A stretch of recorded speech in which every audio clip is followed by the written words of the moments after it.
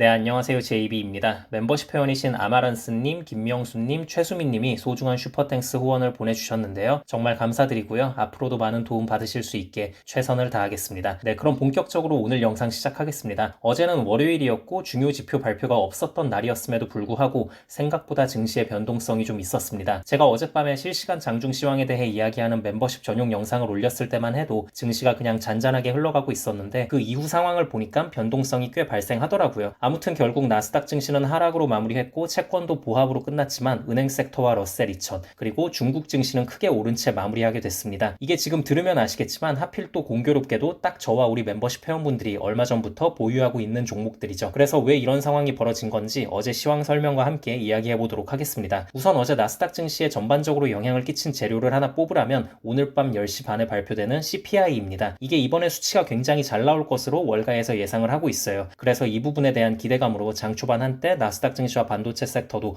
모두 크게 오르려나 싶었는데요. 하지만 그동안 너무 오르기만 한 시장이 부담스러웠는지 시간이 갈수록 빅테크 기업들에서부터 자금이 급격히 빠져나가기 시작했고 결국 나스닥과 반도체 섹터 모두 하락하며 마무리하게 됐습니다. 자, 그런데 은행 섹터와 중국 증시 그리고 중소형주들의 모임인 러셀 2000은 꽤 크게 상승을 했단 말이죠. 이 현상은 우리가 어떻게 바라봐야 할까? 일단 첫 번째로는 시장의 순환매입니다. 지금 시장은 새로운 자금이 더 강하게 유입된다기보다는 그냥 기존에 이미 투입되어 있던 자금들이 저평가된 주식을 찾아 나서고 있다고 보는 게 맞을 것 같아요. 예를 들면 이런 겁니다. 엔비디아가 너무 올랐는데 야, 엔비디아가 아무리 잘 나간다지만 그래도 구글과 아마존의 시가총액을 뛰어넘는 건 너무 오바 같은데 야, 그리고 메타도 지금 세상에 500불을 돌파하려고 하는 게 말이 돼? 이게 맞아? 이쯤 먹었으면 괜히 더 욕심내다 채하지 말고 적당히 수익 실현 좀 하자 하는 심리로 매도세가 나오고 그렇게 수익 실현한 자금들이 다른 저평가된 주식들로 들어가는 상황이 벌어졌다고 보시면 될 것 같습니다. 아무튼 그래서 현재 대표적으로 저평가 상태인 주식들이라면 은행 섹터와 러셀 2000 그리고 중국 주식들이 있겠죠. 그렇기 때문에 이쪽으로 자금이 들어갔다고 보는 게 맞을 것 같고요. 또 중국 같은 경우엔 지난주에 발표된 자료에서 1월 대출액이 상당히 크게 증가된 게 확인이 되기도 했으니까요. 그리고 이것 말고도 제가 생각하는 또 한 가지 이유는 상업용 부동산의 위기입니다.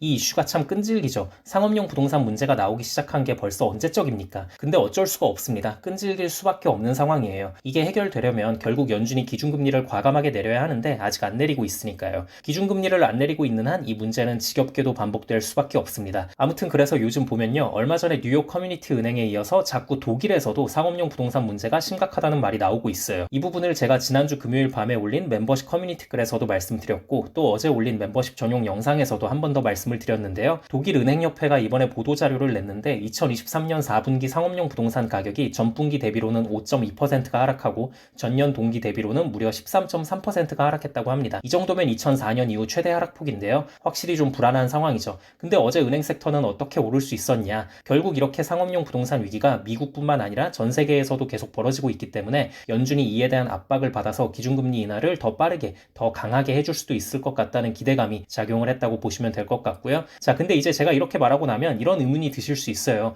그래, JB 너 말도 일리가 있다. 근데 그럼 어제 채권 가격도 같이 좀 상승을 해줬어야 하는 거 아니야? 채권이 하락으로 끝난 건 아니지만 그냥 보합권에서 애매하게 끝난 건 왜 그런 거야? 라는 의문이 드실 수도 있는데요. 이건 굳이 이유를 찾자면요. 일단 채권 시장과 주식 시장의 투자 심리는 많이 다릅니다. 채권 시장은 원래 모든 상황을 좀 더 보수적으로 보는 경향이 있어요. 또 오늘 CPI 발표가 예정되어 있기 때문에 이 수치가 실제로 어떻게 나오는지에 따라 반응을 하기 위해 어제 채권은 그냥 보합권에서 끝났다고 보는 게 맞을 것 같습니다. 네, 이 정도가 어제 시황이라고 보시면 될 것 같고요. 오늘 CPI 발표 이후에 시장의 변동성이 좀 생길 것 같다는 생각이 드는데요. 변동성을 이용해서 또 뭔가를 매수하게 된다면 실시간 멤버십 커뮤니티 게시판을 통해 바로 말씀드리도록 하겠습니다. 그럼 다음 영상에서 뵙겠습니다. 감사합니다.